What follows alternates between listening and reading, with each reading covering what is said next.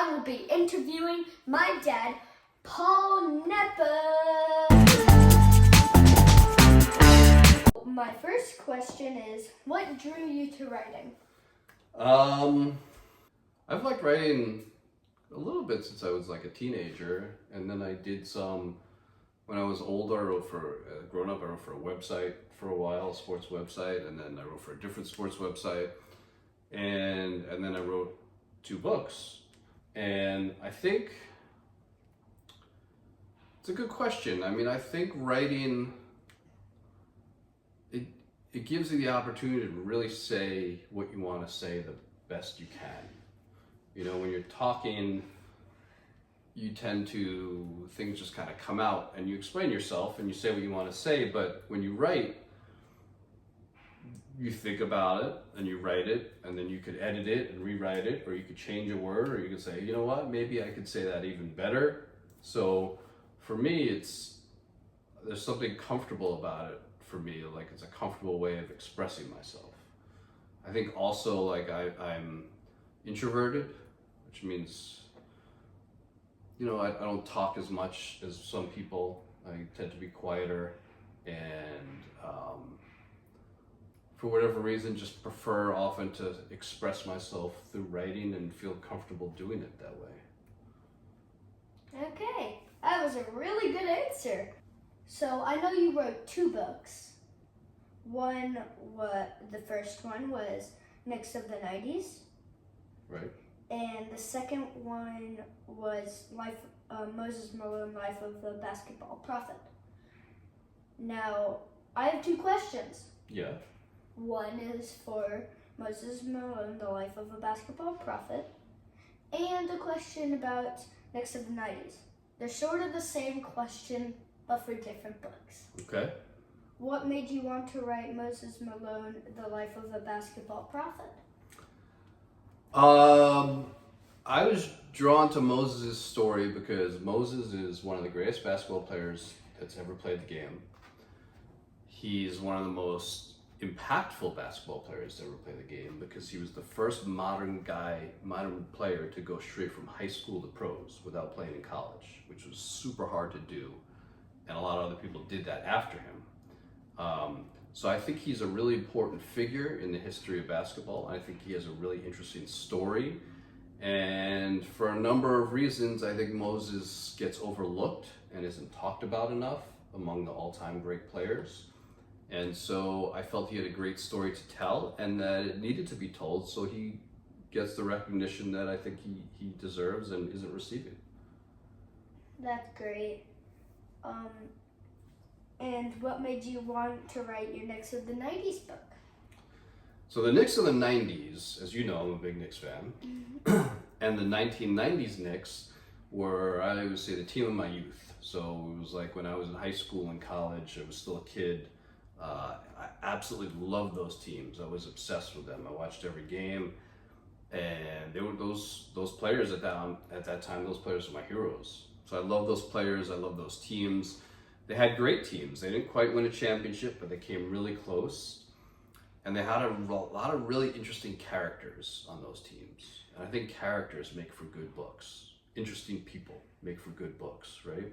So, like I said, I love those teams, and I thought people would enjoy reading about them. Yeah, that's great. And what's your just sort of favorite part of writing a book? I enjoy doing interviews. I enjoy talking to people. You know, for these books, both of these books, I interviewed a lot of people about the subject, and I don't know, I find you learn a lot of new things about the person or the people or the team you're writing about by talking to people, and you end up getting a lot of good stories that way too. And it's social too. A lot of writing a book it can be kind of lonely, you know, because you're doing it by yourself. You're not working with anybody else on the project. So it's fun to talk to other people a little bit about the project. Yeah, that's fun. But when you're a writer, you also work from home. So in a way, sometimes your job, it gets a little lonely, right? Yeah, that's what I'm saying. Absolutely. You work from home, and you also, like, you don't have a boss, you don't have coworkers to talk to at the workplace. And a lot of the time when you're researching and when doing the writing, you're just not working or talking to anybody else. So it can get a little lonely. And a lot of people like to write at like coffee shops or stuff like that. Like they'll go someplace and write. I think partially for that reason. Have you ever done that? I've tried it a couple times. I get very easily distracted. I feel like I can't concentrate as much when there's other people around and noises and people. If the person at the table next to me gets up to go get their food, I don't know. I just instinctively, my mind drifts to them. My eyes start watching them. It's like I find it distracting, I guess is what I'm saying. I think some people are better than others at tuning that stuff out. I get distracted. The steps of just writing a book. That's a good question. I think most people don't know how much goes into it. First, you have to come up with an idea, right? And then you do a lot of research. So for me, I try and find, take the Moses book, for example. I try and find everything that's been written or said or published about Moses. So any newspaper articles, website articles, magazine articles written about him, any podcasts that have been done about him. I read 60, 70 books, or none were just about Moses, but maybe about the team he played for, or they mention him in some way.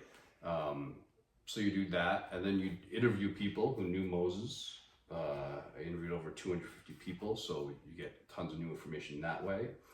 You get all this information. You gotta be really organized because I have thousands of pages of notes, and then we do an outline, which is you go through and kind of figure out what parts you want to put where in the book, and then you start writing. And after you write the whole thing, you do a lot of editing. I edited it myself. I had my wife take a look and do some editing. I had my friend read through it for me. And then you send to the publisher, and the publisher does some more editing, suggests some changes, and then they kind of take it from there. Yeah, that makes sense.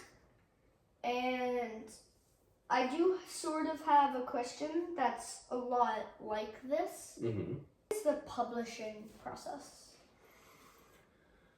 So publishing, I can't even say I fully understand it, but once you write a book, typically before you even write the book, you write something called a book proposal. And what that is you send that to the publisher, and it's your idea for the book, why you think it's a good idea for the book, why you think the book will sell well, why you think you're the person to write this book, how you're going to go about trying to market it, promote it, get people to buy it. Usually include a couple sample chapters. So you send that to the publisher, and then the publisher, if they're interested, they will make you an offer to publish your book. And so I got a couple offers. I chose one, and then I don't really deal with him until I'm done with the book, which was a long time later. And so when I'm done with the book, I send them the finished product, and then, like I said, they edit it. They go read through it. They make some suggestions, and they send it back to me. And then the publisher also, they pick the cover photo. They pick the title, actually. I gave a suggested title. It's pretty similar. My title was The Groundbreaking Journey of a Basketball Prophet. They changed it a little bit. They have the final say on that. And then they print it up and send it to the stores. Wow, it's a long process. It is a long process. Now, both of your books were about basketball. Mm-hmm. One was more about basketball. Why do you like basketball? I've loved basketball since I was a little kid. There's a lot of things I love about basketball. One of the things I love is basketball is a team game, obviously, but you could play it by yourself. So like a basketball net, and I used to play all the time by myself. You could shoot by yourself. You could practice your shot by yourself. In fact, Moses Malone used to do that. He used to go to the playground near his house, and he would practice by himself until like 2 or 3 in the morning. Wow. Yeah, and so you could do it by yourself, but you're also, but when you play it for real, you're part of a team. And so I like that. It's kind of individual and team aspect. And then I love the team part too, that to play basketball right, everybody has to work together. You have to be moving together, you have to be passing together. It's like one group of people that comes together as one when it's done right. And I think there's something beautiful about that. Wow. I used to play a game called Knockout when I was a kid. That was really popular. 21 was a different game that we played. It was like different rules. For your book, you have to do research, Yes. and you have to do the writing. Yes. Which one do you prefer? You know, I kind of touched on this a little for the research. I really enjoy the interview parts of the research. Some of the research can be really boring. For example, with Moses, I read thousands and thousands of newspaper articles, and for every city he played in, when he played in Philadelphia, I read the 2 Philadelphia newspapers, every article that mentioned his team over all the years he played there. It's a lot of articles. A lot of them didn't even mention Moses, but you have to go through all of them in case they do. So that can be very tedious. Writing is challenging in a different way. Writing can be really fun when you're kind of in a groove or in a flow. But with writing, sometimes there's days when you sit down and you just can't find the right words, and you're struggling and you're frustrated, and Yeah, whenever I write in my free time, that happens. yeah, sometimes you have a really hard time getting started, and then once you get going, and the ideas kind of come, and that could change day to day. And even the greatest writers in the world have that problem, where sometimes they're just not feeling it, or it's not coming out right. And so I don't know that I could say either one is better. They both have their ups and downs, and each have parts that are more enjoyable than others, I guess I would say. It's like one of the struggles that Moses has overcome. That's a great question. Moses grew up really poor. And I kind of start the book by talking about what his house looked like with his mother. And when Moses made it to pro basketball and he made a lot of money, he bought his mom a new house, and the old house was condemned, which means the city shut it down. They said, this place is not safe for someone to live in. That's the house he grew up in. That's how bad a shape it was in. Moses didn't have a father in his life. He grew up in a rough neighborhood. There were a lot of distractions and potential obstacles in his way. When you grew up like that, there are a lot of things that can, like I said, distract you and take you away from your goals. And so just to come out of that environment and that background and be successful, and it doesn't have to be as a great basketball player, it could be, any profession, but it's hard. It's hard to come up that way, and it's a struggle to make it out of that environment. And he did that. Moses had an exciting career, if you write a book at it. Mm-hmm. So, what was the best thing that happened in his career? I think the highlight of Moses' career was when he won a championship with a team called the Philadelphia 76ers, and he really led them to the championship. He was the MVP of the whole league. That means most valuable player, which is kind of like the best player in the whole league. He was the most valuable player of the finals when he led them to a championship. And it was a great team. As part of that, he had a very famous prediction where he said, "Fo, fo, fo." That became his famous line, "Fo, fo, fo."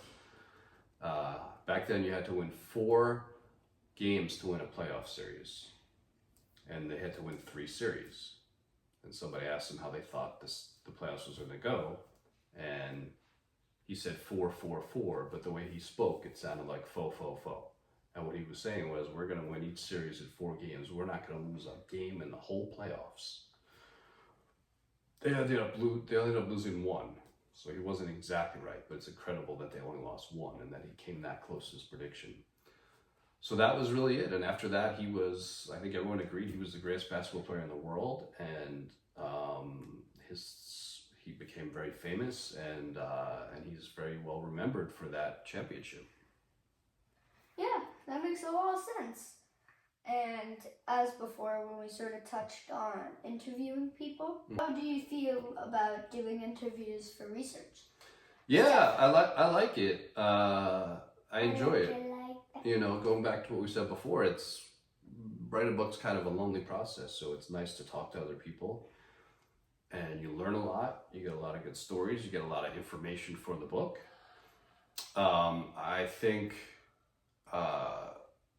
you know, some of the negatives, it can be difficult to get a hold of people. Not everybody wants to be interviewed, you know, and then you could talk to somebody and it's just, some interviews just aren't very good. And you could be disappointed by that. Like I said, the chase sometimes, trying to track someone down and get them to get their phone number or email and then get them to talk to you, that could be frustrating. But most of the time the interviews are enjoyable, and typically a lot of people are happy to talk to you for the book.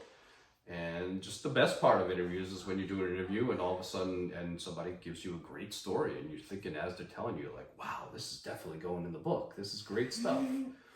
So that's the fun of the interviews. Yeah, that makes sense. So there's like a bajillion people that you interview. Like, how many people did you interview? I know the exact number, 257 people. That's a lot of people. It's a lot of people. And how do you decide who to interview? Because there's like a bunch of people in the world. You don't know who knows Moses. How do you choose which people who know Moses? That's a great question. So as I'm going through my research, from the day I start the project, I have a page called Contacts, my contact page. And on that page, I keep updating it and I write down every single person that I've read about or heard about that knew Moses or came in contact with him. I went through his high school yearbook and found people he went to high school with. I found people that way. Moses played professional basketball for 21 years, so all of his teammates are people I want to talk to. All the people who coached him, the ball boys, all the people who worked for the teams that he played for, his family, his friends, people he did business with, all those people. So I'm constantly updating that list and adding to that list the people who he spoke to and who knew him or who might be able to speak about him. I mean, you know, take you for example. If I would write a book about you, I would I want to talk to everyone in your school, not just your friends, but people who might have been in a class with you and knew you a little bit, or might have just seen you do something funny or interesting, or had a story about you. You know, everybody your neighbors, people in the neighborhood that might know you, all those people, right? And when you're much older, obviously, the older you get, the longer you live, the longer that list of people that knew you would get. So, you just want to talk to anybody who knew. And then one technique I do is when I talk to someone, I usually say at the end of the interview, who else should I talk to about Moses? Who else knew him well or might be able to give me some information about him?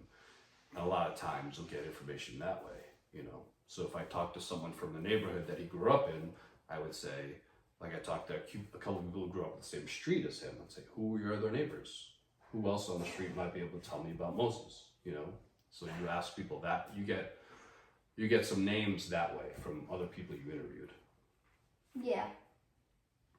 Yeah.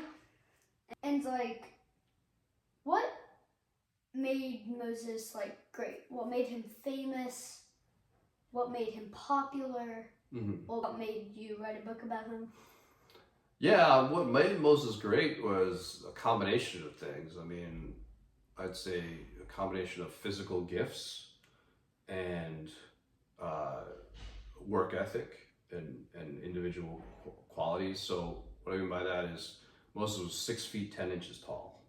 I don't think you have a great idea how tall that was, but that's Yeah, I do. almost just under 7 feet tall. Okay, so that's unusual. He was incredibly quick and athletic, particularly for somebody that tall. He was very strong. He was fast. So he could jump high. So he had some physical gifts that he was born with, you know. And then he worked really, really hard. He worked really hard in his game. I said before, he'd be at the playground by himself until 2 or 3 in the morning, working on his game night after night. So that he practiced all the time. He worked really, really hard on his game. He was a very intense person. He was very motivated. He wanted to be great. He loved to compete. And so I think he was an intelligent guy, an intelligent basketball player. He understood the game very well. So I think when you combine all those factors, it led him to become, I think at one point, he was the greatest basketball player in the whole world because of those mixture of things. So that's what made him great. And then, the popularity and the fame came because he was so great. When you're the best in the world, basketball is a popular game. If you're the best in the world in it, people are gonna like watching you play, and people are gonna write about you and talk about you. And he did some commercials and stuff like that. And so whoever's the best basketball player in the world at any time is going to get a lot of attention. And so that really led to the popularity. Yeah, and I think that's all our good questions. Make sure to like and subscribe and follow him at X on Paul Knepper. Ebook comes out November 1st. It's available now for pre-order on Amazon and BarnesandNoble.com. And again, the name of it is Moses Malone, The Life of a Basketball Prophet. Hit the notification bell to know whenever we